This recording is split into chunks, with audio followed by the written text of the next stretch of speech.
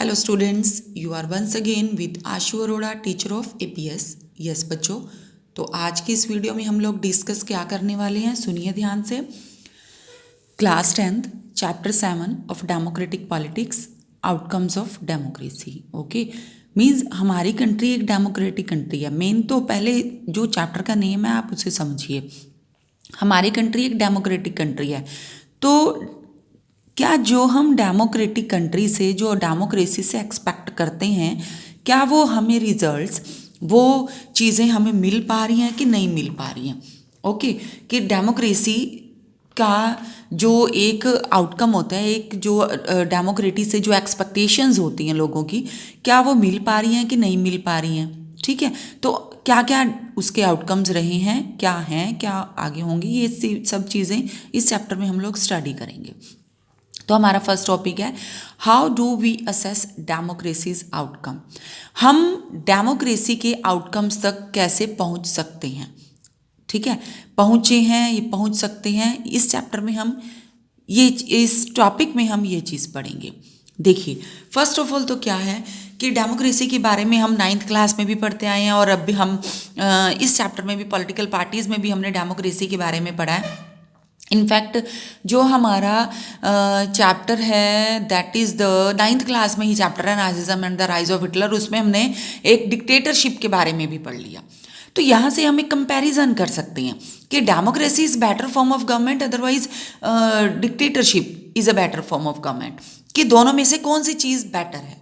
ठीक है, बट अगर हम और कंट्रीज़ की हिस्ट्री पे जाएं, जो कंट्रीज़ क्या हैं, जिन कंट्रीज़ में मोनार्क है, रिलीजियस लीडर्स हैं, एंड इसके अलावा जिन कंट्री में, वही मैंने बात बोली है कि डिक्टेटरशिप है, तो अगर हम उनका कंपैरिजन डेमोक्रेसी से करें तो हम इस रिजल्ट पे ही पहुंचेंगे कि democracy is a better form of government as compared with dictatorship और एनी अदर आल्टरनेटिव्स। अब ऐसी क्या चीज़ है डेमोक्रेसी में कि डेमोक्रेसी डिक्टेटरशिप से और किसी अदर अल्टरनेटिव से जो है बेटर है।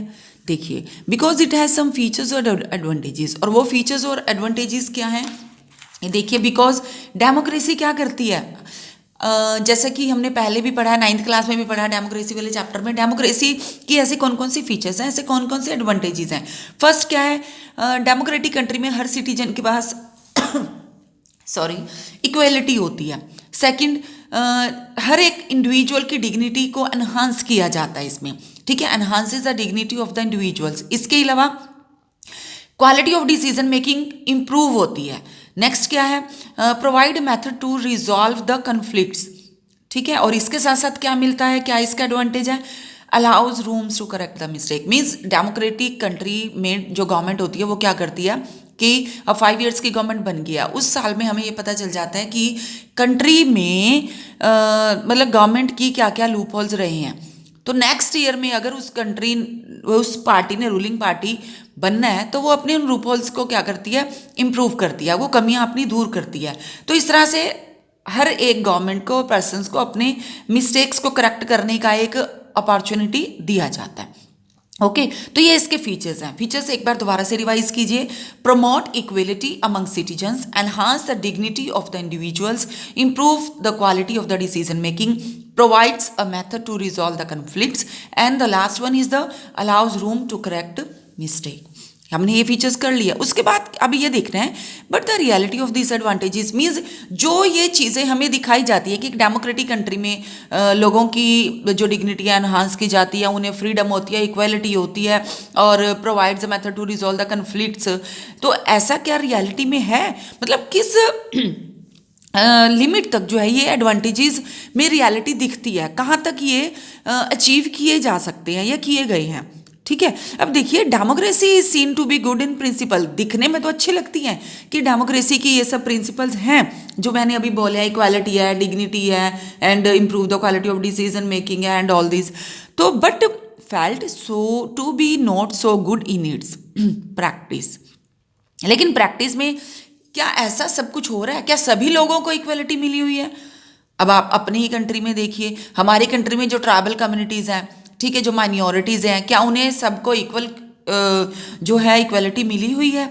कुछ कुछ स्टेट्स को भी जो इम्पोर्टेंस मिली हो या कुछ को नहीं भी इम्पोर्टेंस मिली है, तो हमने ये चीज़ें इस चैप्टर में पढ़नी है।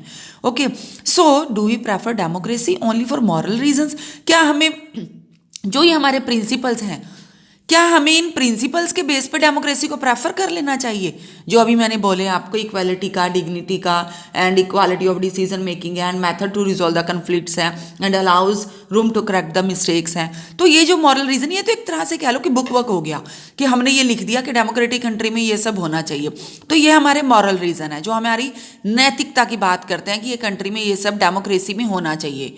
ठीक है, तो क्या इनके बेस पे कि हमने ये नोट डाउन कर लिया अपने कॉन्स्टिट्यूशन में कि ये सब होना चाहिए, तो क्या वो हमारी कंट्री एक डेमोक्रेटिक कंट्री हो गई? और are there some prudential reasons also? क्या हमें ये नहीं होना चाहिए कि ये तो हमने एक बेसिक जो कहते हैं ना कि बैकग्राउंड रेडी किया कि ये होना चाहिए, जब तक वो रियलिटी में फॉर्म नहीं होता, मीन्स हमें प्रूडेंशियली उसे फॉर्म करना है। तो सिर्फ मॉरलिटी की बात नहीं करनी है, हमें उसे अपनी कंट्री में अप्लाई करना है। So there are some prudential reasons also. जैसे कि सपोज मैं आपको एग्जाम्पल देती हूँ। एग्जाम्पल है जैसे कि सपोज आपके घर में कोई मेड है, वो काम करती है, फाइन। तो आपने क्या किया, आप मतलब मेड को, नो डाउट एक मेड है तो मेड को मेड की तरह तो ट्रीट करोगे, इवन जब उसको हेल्प की ज़रूरत होती है, एक्स्ट्रा मनी की ज़रूरत होती है, तो भी आप उसकी हेल्प कर देते हो। तो सॉरी, तो जब आप कि मेड आपके घर पे काम करने के लिए आते हैं on the very first day, तो आप उसे बोलते हो कि जब भी कोई नीड हो तो तू जो है, अगर बाई चांस किसी भी हेल्प की ज़रूरत हो, तो तुझे कभी भी एक्स्ट्रा मनी चाहिए हो तो you can say to me. Okay, then अब मेड को कुछ 1 महीनों के बाद मनी की ज़रूरत हुई, सपोज उसके घर में कोई मिसहैप हो जाता है, उसके पैसे की ज़रूरत होती है, उसे याद होता है कि आपने ये कहा था, तो आप क्या करते हो, तो वो आपके पास आती है और आप उसकी हेल्प करते हो कि नहीं करते हो? अब ये बात उठती है कि हेल्प करते हो कि नहीं करते हो। अब ये मॉरल रीजंस कि आपने उसे बोल दिया कि जब भी हेल्प की ज़रूरत होगी then you are ready for this. अब प्रूडेंशियल रीजन मीन्स आप उसकी हेल्प करते हो कि नहीं करते हो। अब मॉरल रीजन तो यही था जो मैंने आपको इसके एडवांटेजेस बताई हैं।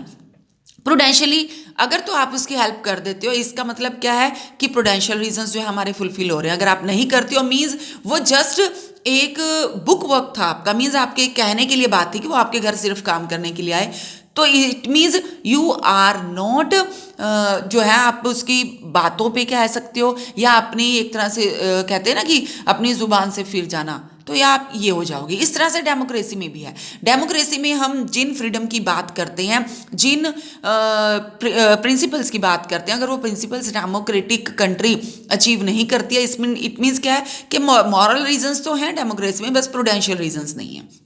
उसके बाद कि democracy falls in many countries but democracy in one country is different from the another country.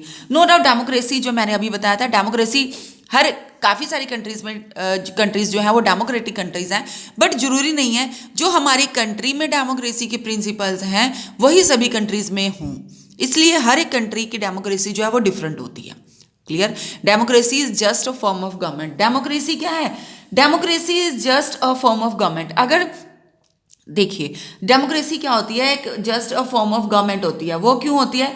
Because जो डेमोक्रेसी के आउटकम्स होते हैं वही रिकॉग्नाइज करते हैं कि democracy is just a form of government. Outcomes means कि आप लोगों के जो मॉरल रीजन है डेमोक्रेसी के जो मॉरल रीजंस हैं, अगर वो प्रूडेंशियल भी हैं, मीन्स अगर आप सिर्फ अब इक्वेलिटी की बात करते हैं तो सभी लोगों को इक्वेलिटी मिलनी चाहिए ना, तो वो प्रूडेंशियल बनेंगे ऐसे। So we democracy and our expectations, no doubt we are a democratic living in a democratic country. तो हमारे डेमोक्रेटिक कंट्री में हम रहते हुए क्या करते हैं, हम अपनी गवर्नमेंट से कुछ एक्सपेक्टेशंस करते हैं। सपोज कि आप अपने घर पे बैठे हुए हो और न्यूज़ चैनल आप देख रहे हो, तो उसमें आपको क्या सुनते हो कि हमारी गवर्नमेंट जो है, जैसे भी हो गया कि इलेक्शंस हुए थे और गवर्नमेंट ऐसे करके चेंज हो रही है, तो आप अपने घर पे बैठे बैठे बात करते हो कि अब हमारी कंट्री का कुछ नहीं बन सकता, अब तो गवर्नमेंट ये बन गई है, ये बन गई है। कोई पर्सन, कोई पार्टी एक्सपेक्ट करता है या लाइक करता है कोई पार्टी, कुछ एक्सपेक्टेशंस होती हैं। मतलब हमारी एक्सपेक्टेशंस डिफरेंट हो जाती हैं। हर एक पर्सन तो एक जैसा नहीं होता ना। तो हमारी क्या होती है, हमारी एक्सपेक्टेशंस एक जैसी नहीं होती हैं, तो डिफरेंट डिफरेंट होती हैं, जिसकी वजह से हम अपनी डेमोक्रेसी को, अपनी गवर्नमेंट को ये ब्लेम करते हैं कि government is not standing in our expectation या government is not working according to our expectation. तो हम ये ब्लेम करते हैं।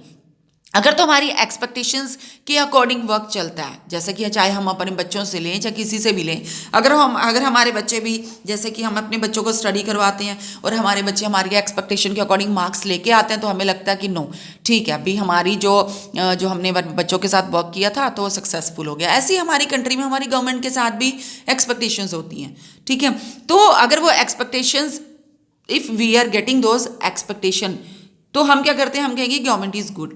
अगर हमारी एक भी एक्सपेक्टेशन फुलफिल नहीं होती है तो हम कहते हैं, हम उसे ब्लेम देना शुरू कर देते हैं कि आइडिया जो और डेमोक्रेसी है ना वो सही नहीं है। तो ये क्या करता है, तो इट ओनली क्रिएट्स कंडीशंस, ये सिर्फ कंडीशन क्रिएट करता है फॉर अचीविंग समथिंग। जैसे मैंने बताया ना कि एक्सपेक्टेशंस को अचीव करने की एक कंडीशन होती है citizens, but citizens have to take advantage of those conditions and achieve goals. But citizens क्या होते हैं, citizens it only create conditions for achieving something and citizens have to take advantage of those conditions and achieve the goal. Citizens means people, लोग जो होते हैं, people होते हैं, वो इन कंडीशंस का एडवांटेज ले सकते हैं और अपने गोल्स को अचीव कर सकते हैं। जैसे मैंने बताया था कि अगर मेड है, आप मेड को बोल देते हो कि any time if you want some money some, अगर कोई प्रॉब्लम क्रिएट हो जाती है, तो ये वो मेड है, यहाँ पे सिटीजन हम उससे लेंगे, तो वो जो कंडीशन आपने रखी थी उसका फ़ायदा उठा सकती है एंड अपना गोल अचीव कर सकती है। मीन्स जो उसके घर पे मिसहैप हुई थी वो तब वहाँ पे उस पैसे से हेल्प दे सकती है। ओके, तो ये था हमारा how do we assess the democracy's outcome, कि हम डेमोक्रेसी के आउटकम्स को कैसे अचीव कर सकते हैं। ओके, इसके बाद हम नेक्स्ट टॉपिक अपना रीड करेंगे, accountable, responsive and legitimate government. Okay बच्चों, टिल देन बाय। इस वीडियो को बहुत अच्छे से देख लेना, सुन लेना, जिससे कि आपको ये पूरा जो टॉपिक है how do we assess democracies outcome ये समझ में आ जाए। ओके बच्चे, बाय।